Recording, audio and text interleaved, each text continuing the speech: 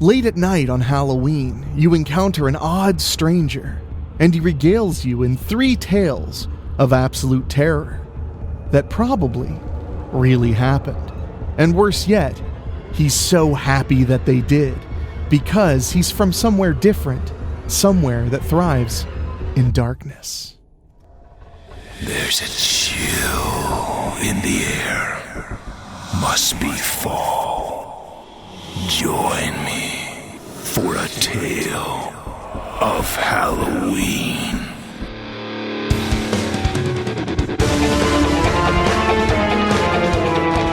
You will experience tales of horror, ghosts, and death. It is not recommended for the weak at heart. Listen in the dark. It's more fun that way. This is Weekly Spooky.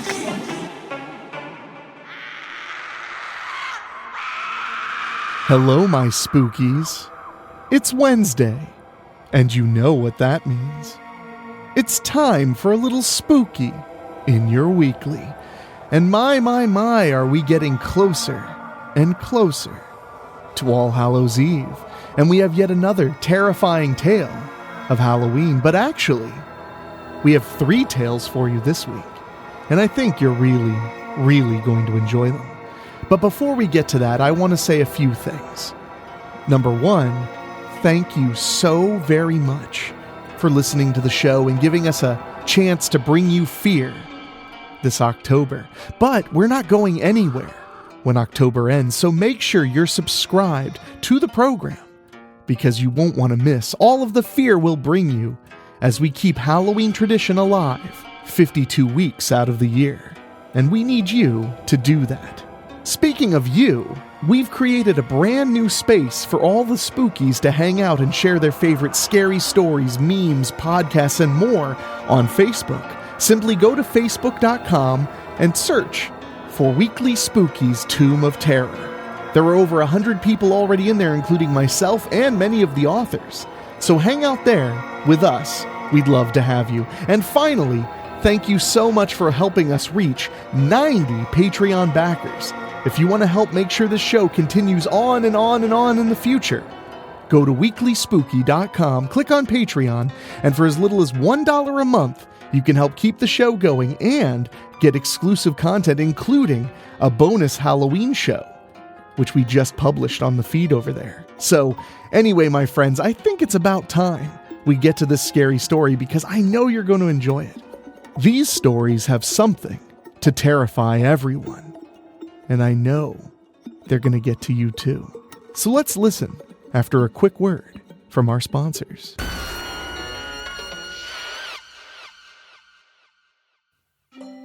Tricks and Treats by Keith Tomlin.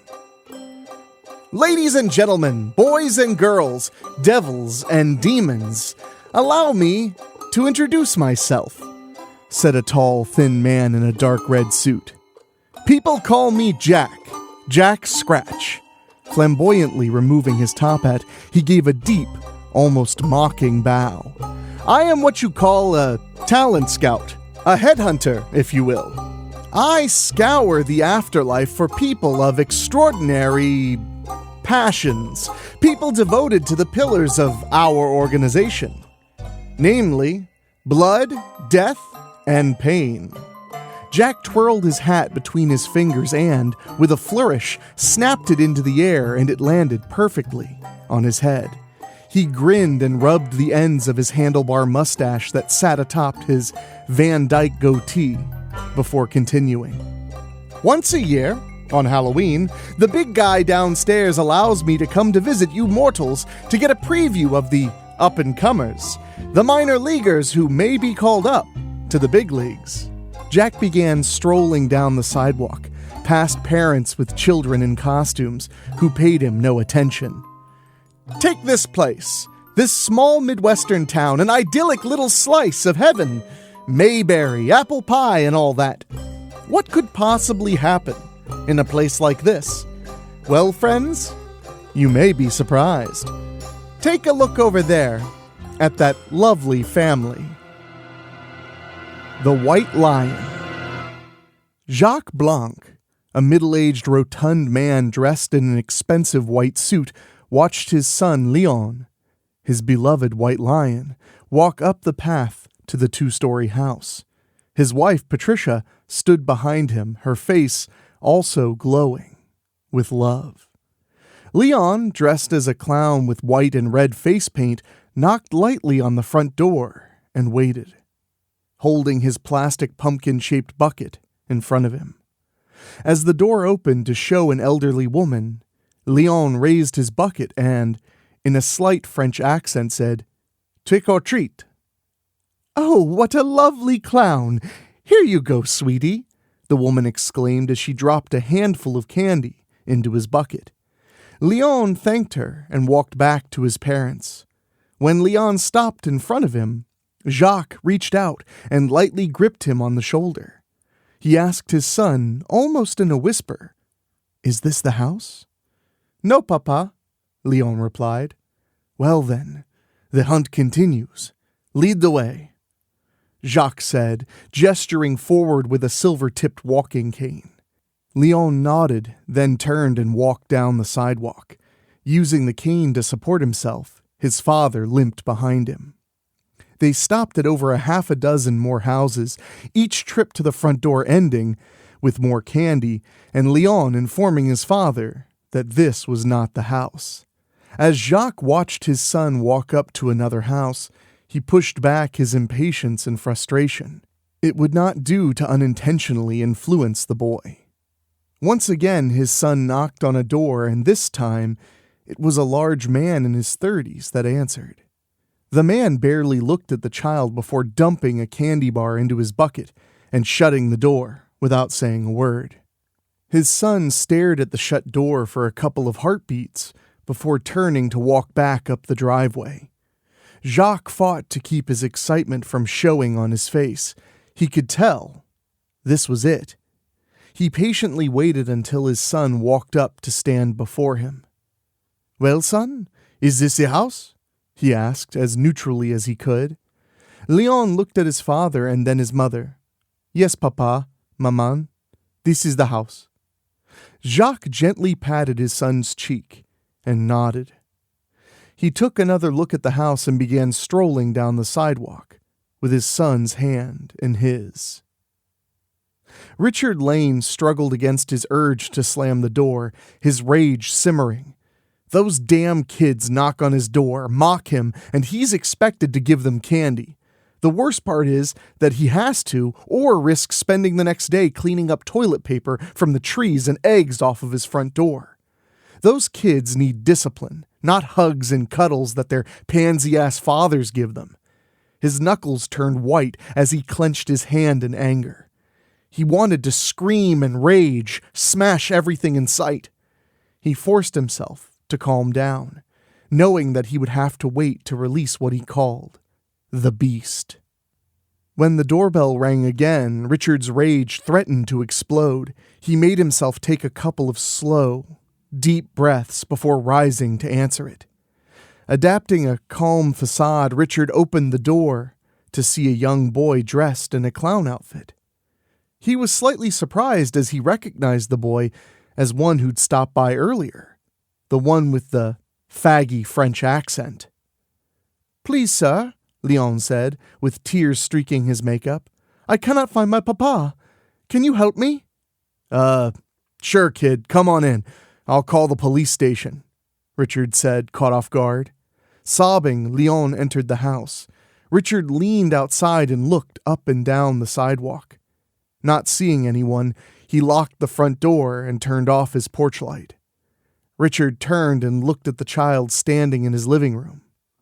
He licked his lips and tried not to shiver with anticipation. "So, kid, just wait there and I'll call the cops," Richard said soothingly. He reached over and picked up the receiver from a phone sitting on a cheaply made end table. He pretended to dial a number and began speaking to the dial tone. "Yes, hi. I have a kid here who says he lost his parents. Okay, I'll hold." Richard moved the phone away from his mouth. "They're transferring me to the correct department." Yes, I have a kid here who lost his parents. Richard paused. I don't know his name. I'll let you talk to him. With his left hand, Richard reached the phone out towards Leon, while his right hand slipped behind his back, toward the knife, hidden under his shirt. Ah, there's my boy, said a booming voice behind Richard. Startled, Richard turned toward the voice while his right hand drew out a large hunting knife. As he brought up the knife, all he saw was a figure in white and a silver streak racing toward his head. The floor shook as Richard hit the ground, a trickle of blood running down his face where the silver handle of Jacques' walking stick connected with his temple.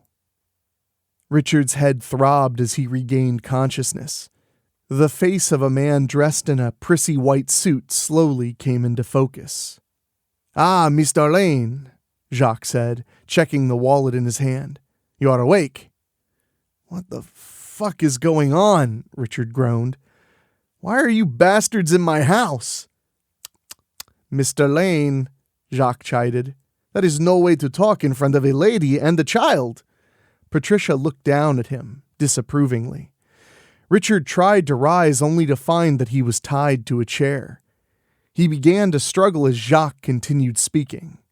Mr. Lane, my son has developed a talent for finding bad men, and you, monsieur, are a very bad man, Jacques said, shaking his head. My family has suffered greatly from men such as yourself. 3 of them attacked our house. I was savagely beaten and spent many months in the hospital, learning how to walk again. My wife was, violated. Jacques paused, his voice nearly breaking. Patricia had tears flowing down her cheeks. My son was able to hide, but he saw everything. Somehow this awoke a power within him, and now we travel, ridding the world of monsters such as yourself. You're fucking nuts, Richard screamed as the beast took over. I'll fucking kill you and the little bastard. He struggled against his restraints, and triumph flashed in his eyes as he felt the wooden legs begin to give. Leon was staring off into the darkness of the kitchen. The basement, Papa. He keeps them in the basement, he said quietly. Like a balloon pricked with a needle, Richard instantly deflated. What? Basement? You're crazy. No, Leon said, his voice laden with sadness of the ages. It is true. You did unspeakable acts to children, and you placed their bodies in the ground below us. Bullshit! What liar told you that? Richard bellowed indignantly. They did, Leon said, as a dozen young boys began to stream out of the darkness of the kitchen and into the living room. They surrounded Richard and stared at him with soulful eyes. Are you crazy? There's nobody there, Richard responded, bewildered. My son, Jacques stated, he can see and speak with spirits, ones who die with violence. Bullshit! Fuck this! Richard once again strained against his restraints and was rewarded by the arms of the chair snapping and freeing his hands. He began to lunge out of the seat when Jacques yanked the silver handle of his walking stick, exposing a long, thin blade. Richard's eyes widened in shock as this blade pierced his throat. Jacques flicked the blade sideways and severed his carotid artery. The Blanc family watched impassively as Richard collapsed back into the chair and slowly bled out. After a few seconds, Richard stood and looked around in shock. He stopped and stared when he spotted his own lifeless body. Backing off in terror, he turned only to see the young boys surrounding him. The children leaped on him, clawing and tearing. Richard screamed in terror and pain. The boys dragged Richard into the kitchen, toward the basement door. Jacques bent down and hugged his son. Are you okay? He asked. Leon nodded. Yes, Papa. Good. You saved many lives tonight. Don't you ever forget that. Jacques stood and began to clean the blood from his blade with a white handkerchief.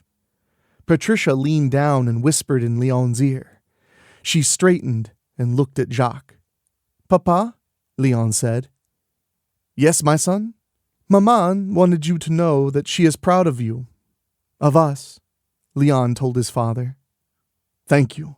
Where is she? Jacques said, ignoring the tears rolling down his face. She's in front of you. Jacques reached out, his hand passing through Patricia. Je t'aime, mon chéri. Jack shook his head. How touching! Jack was relaxed on a park bench, his long legs stretched out in front of him. People walking by detoured around him, without seeming to notice him. Jack reached into his jacket. Another thing I miss about this realm, he said, pulling out a cigar. You can't beat a good smoke. Jack snapped his fingers, and a flame erupted from his thumb. He lit the cigar, leaned back, and exhaled with obvious pleasure. Ah, you mortals make sin taste so damn good. I love sin that you can drink or smoke. Some people, however, prefer their sin to be more physical, Jack said. Take a look at the trio of young men over there. Jack pointed to a group of high school boys hiding behind a bush. They're about to learn some quick lessons in the ways of sin. The Countess. Ryan did not have a good feeling about this. He looked over at his friends, Tim and Alan, and wondered how they talked him into this. Guys, let's just go home, he said for the 10th time. Dude, don't be a pussy. I told you, my brother said that this chick loves high school dick. He and some friends came here a few years ago on Halloween, and they all got laid, Tim explained for the 10th time. What's the worst that could happen? She'll slam the door in our face and you'll go home and jerk off again. Alan shoved a mask at Ryan. Put on your mask and shut the fuck up, he commanded. Ryan gave up and slipped the elastic band of the cheap plastic mask around his head. He briefly hesitated before following the other two boys across the street and through the front gate of a run-down 2-story house. Tim hesitated at the door until Alan poked him in the ribs. Tim took a deep breath and knocked. After a few seconds, the door was opened by a stunningly attractive woman in her mid-30s. She wore a low-cut silk robe along with an amused expression. Why, you boys look a bit old to be out looking for treats, she said, suggestively. Her voice was silky smooth and had a hint of an Eastern European accent. Alan poked Tim again. Tim tore his eyes from her cleavage and began to stammer. Yes, ma'am. My brother, Terry, was here a few years ago and said that you like to, that you have Halloween parties. Ah, you are looking for treats, she purred. She looked each of them in the eyes, a knowing smile on her face. Come in. I might have some candy for you. She stepped back and gestured them in. The boys shared an amazing look before moving inside. The house was very warm and, in contrast to the exterior, surprisingly well furnished. The furniture looked old and the artwork on the walls looked expensive. She shut the door and led them to the living room. She turned and looked at the boys who were awkwardly standing just inside the living room entryway. Come on, take off your jackets and have a seat on the sofa, she smiled. Leave on your masks. While the boys complied, she walked over to a liquor cabinet and began fixing drinks. As she presented each boy a drink, she bent low and allowed them to look down the front of her robe. When done, she stepped back and looked them over. So, my name is Elizabeth. What are your names? Alan, nearly spilling his drink, pointed at each of them in turn. I'm Alan. This is Tim. And the skinny nerd on the end is Ryan. Ah, such nice American names. You're lucky. I have plans tonight, but I think I can squeeze you in, Elizabeth said. She stared at each of them, her piercing gaze stripping them down to their souls. As she looked at him, Ryan began to panic, feeling like a rabbit being examined by a wolf. I think we should go, Ryan spoke, breaking the spell that seemed to have enveloped the room. Nonsense, she said, laughing. This is beggar's night, is it not? Where I come from, it is bad luck to turn away a beggar. She sighed wistfully. I wish I had more time to get to know each of you, but we'll have to make do with the time we have. She pointed at Alan. You, I think, will be first. She headed to the stairs leading up to the second floor. As she began to climb, she slowly tugged at the knot in the robe's sash. Don't make me wait, she cooed as the robe slipped from her shoulders. She was wearing nothing underneath. After she disappeared upstairs, Alan turned to the other boys. Fuck yeah, hope you like sloppy seconds. Alan jumped to his feet and practically ran up the stairs. Ryan and Tim sat in stunned silence for a few minutes until Tim leaned over and whispered to Ryan, Wow, I can't believe this is happening. It's like something out of a porno. Something is wrong here. This doesn't feel right, Ryan whispered back. Tim lifted his mask. Damn it, you always do this shit. I don't know why we're still friends. You'd rather be at home in your mom's basement playing Magic the Gathering than out at parties and getting laid. But I like Magic the Gathering, Ryan replied, sounding hurt. Grow the fuck up, Tim snorted, looking away and pulling his mask back down. The two sat in awkward silence until a voice called them from upstairs. Tim, would you like to come up here and join me? Tim stood, took a look at Ryan, and shook his head in disgust. He turned and, without a word, walked upstairs. Ryan sat on the couch by himself. Many times he started to get up to leave, but he knew that his life would be hell on Monday if he did. Alan would be sure to let everyone know at school that he pussied out on a sure thing. Fuck, Ryan said after endless minutes of contemplation. It's not like they don't make fun of me now. This is bullshit. I'm just gonna go, Ryan thought. Just as he stood to leave, he heard a soft voice from upstairs. Ryan, you are not leaving, I hope, said the soft voice, sending shivers down his spine. Come to me, Ryan, she commanded. Almost without conscious thought, he rose and began to climb the stairs. His mind was screaming danger, but his body kept climbing. At the top of the stairs was a short hall with several doors. The door at the end was open. Ryan entered to see Elizabeth stretched out on the bed, wearing a thin negligee. Come here, my darling, she whispered, patting the bed. Her voice had a raspiness that it didn't have before. Ryan, as if in a dream, sat down on the bed next to her. She reached out and stroked his chin. At her touch, he jerked his head away. She laughed. Oh, come on now. We'll have none of that. You are the one who piqued my interest. The others were meaningless. It is you that I wanted, she said, snuggling up to him, her tongue flicking out to touch his ear. Ryan jerked back, shaking the confusion from his mind.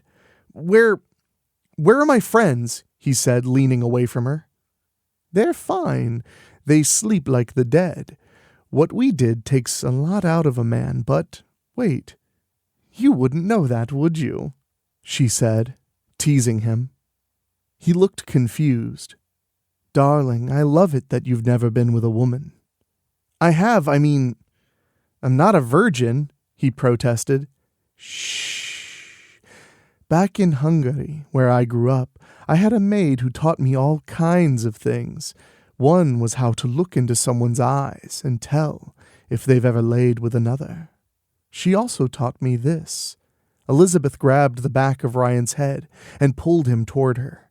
He resisted at first, but soon gave in to the passionate kiss that followed.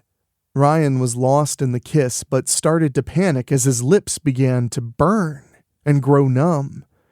The numbness spread across his face and moved down his body until he was trapped inside a body that he could not control. Sleep, my darling, Elizabeth said, as Ryan slipped away into unconsciousness. Ryan woke to the sounds of chains rattling. Groggily, he tried to sit up, but found that he was lashed to a board, suspended in the air. He was on his back with his feet elevated slightly. He tried to look around, but could see only cold, white tiles lit by flickering candles. "Ah, you are awake," Elizabeth said, pulling on a chain and lifting Ryan higher. "I so miss the days when I had others do chores like this. It doesn't seem right that a countess should be doing manual labor, but times have changed, and I am no longer a noble woman with a castle full of servants," she said wistfully. Ryan tried to talk, to yell, but he found he couldn't make a sound. "There, there, darling. It will be over soon. You saved me much effort coming to me like this. The spell for eternal youth is quite simple, but it does require the blood of a virgin, and they are so hard to find nowadays." As Ryan struggled to free himself, Elizabeth stripped nude and began chanting. When the last of the incantation stopped echoing off the sterile white walls, she picked up a hollow metal tube that had a needle on one end. She expertly pierced Ryan's neck with it, and blood began running out of the open end and into an antique bathtub. Elizabeth kissed Ryan on the forehead. "Thank you, darling, for giving me your life." She stood naked and climbed into the tub, allowing the stream of blood to run over her face and flow down between her breasts. Ryan silently screamed as his life flowed from him. "Such a shame," Jack said, shaking his head. "I have a special position that I keep open for the Countess, but I fear it won't be filled anytime soon. So sad. She could be such a great asset to the organization. Oh well, let's get on with it, shall we?" Jack took a few steps and then stopped to lean against a fence. "Even small towns can have big town crimes, and desperation can bring out the worst in people. Will it be enough to earn a management position in the organization, or will they end up being one of the endless drones beaten and tortured for eternity? Well, kids, let's find out. Keep an eye on that gentleman standing in the shadows down there," Jack said, pointing to a clump of bushes down the street. "But first, I wouldn't be a true representative of Satan without a couple of advertisers, now would I? They'll sell you something, and then we'll be back for a final tale."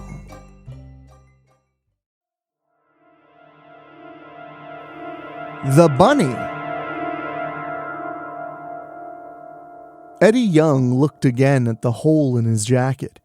He was lucky that the bullet the cop had fired missed him by an inch. He smiled when he recalled how he put one in the middle of that pig's face. "Fucking cops," he thought.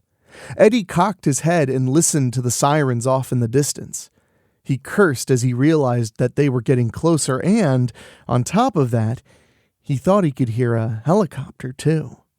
"Okay, think," he said out loud.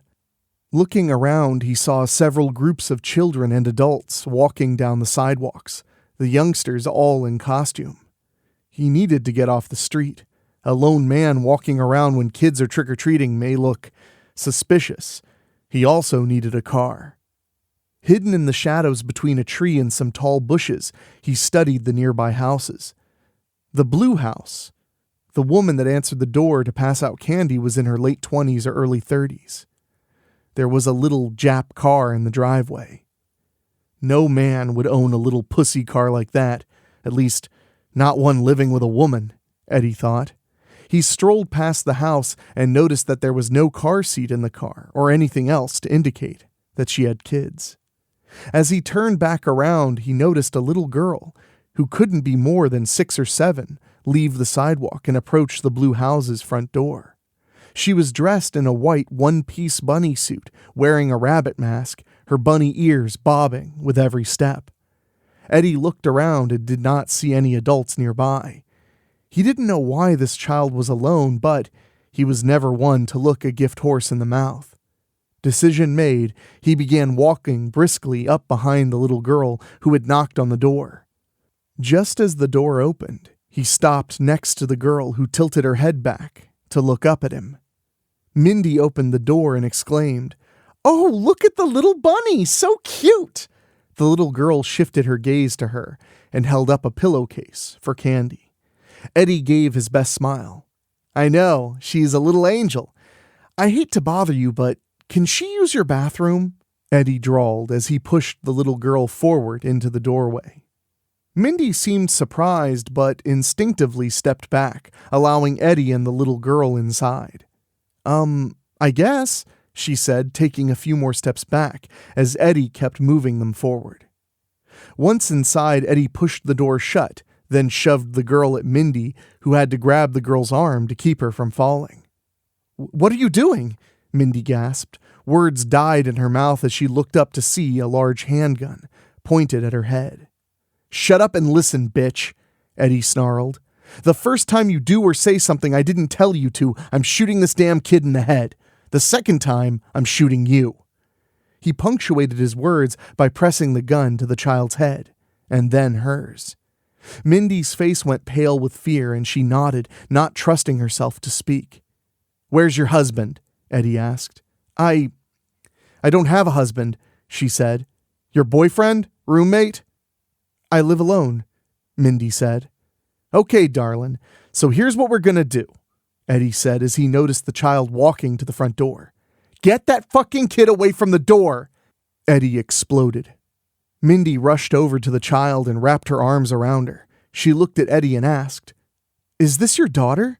"Shit, no, just some brat off the street," Eddie answered, walking over to the window to peer outside. Mindy lowered herself to her knees and looked the girl in the eyes. "Sweetie, what is your name? Are your parents around? Daddy or mommy?"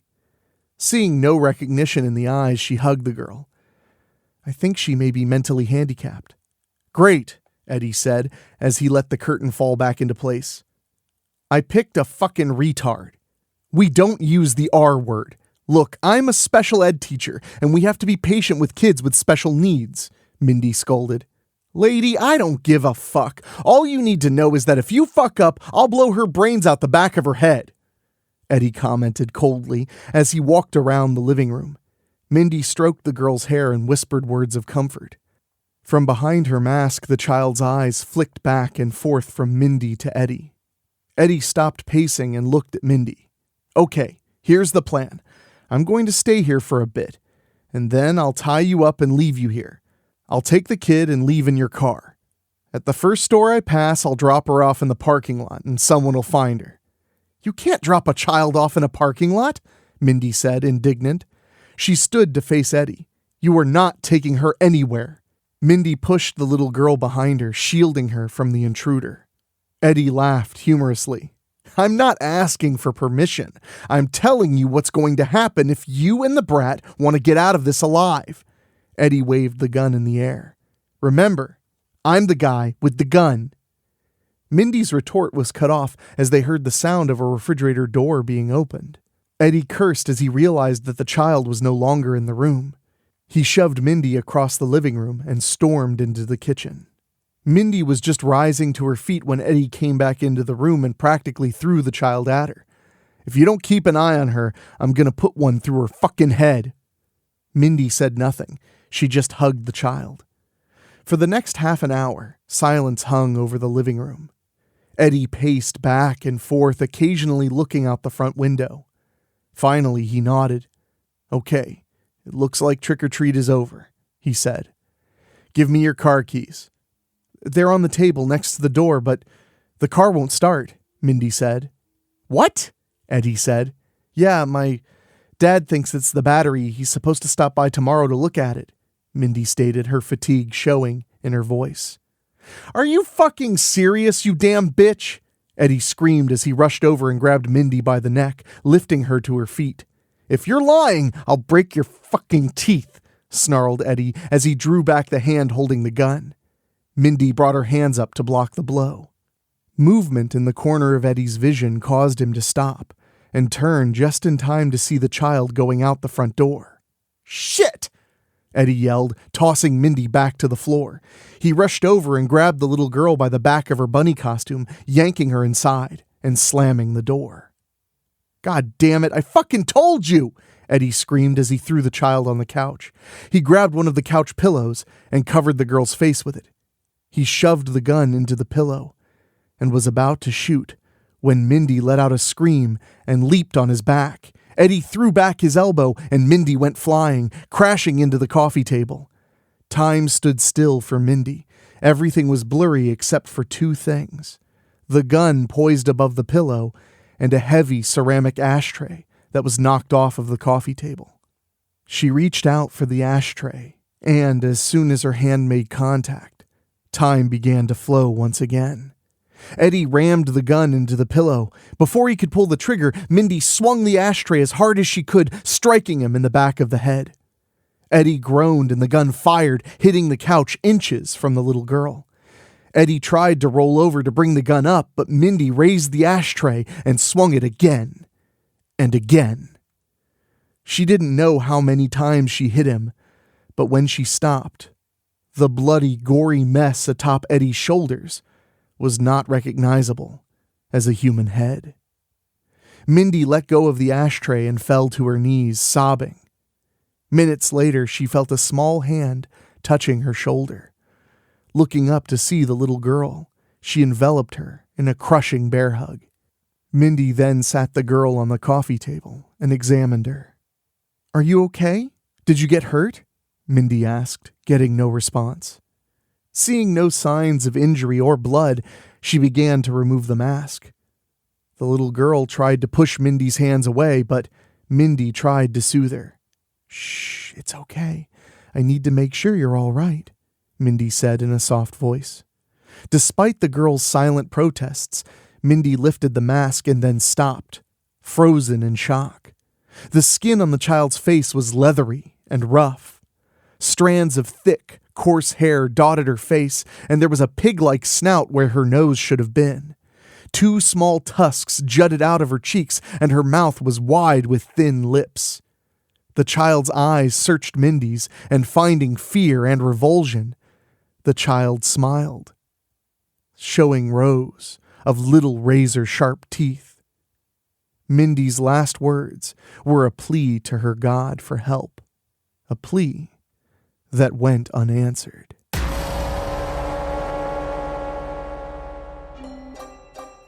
Oh well, I don't think Eddie is going to make the cut. So few live up to their true potential. What is today's society coming to? Jack said, shaking his head sadly. Jack looked down at his wrist. Oh my, look at the time. I had a thoroughly enlightening time with you, and I thank each and every one of you. I hope I can express my gratitude in person one day. Jack bowed. I must be going now. So little time left. I haven't gotten my hands wet all night, and that simply won't do, said Jack, grinning like a madman. With that said, I'll take my leave of you and bid you adieu, Jack said, bowing once again. Looking around, Jack called out, Isabella, come on, dear. We have deeds to do. A young child wearing a bunny mask and a one-piece white bunny suit, wet with red stains, emerged out of the darkness. She grabbed Jack's outstretched hand, and they walked off into the night. I really like that Jack Scratch fella. Seems like he knows how to make the most of All Hallows Eve, if you ask me. That was a real fun one, and I hope you enjoyed it as much as I did. And remember, we have some more things up our sleeves, including another family-friendly block of scary stories releasing this Friday.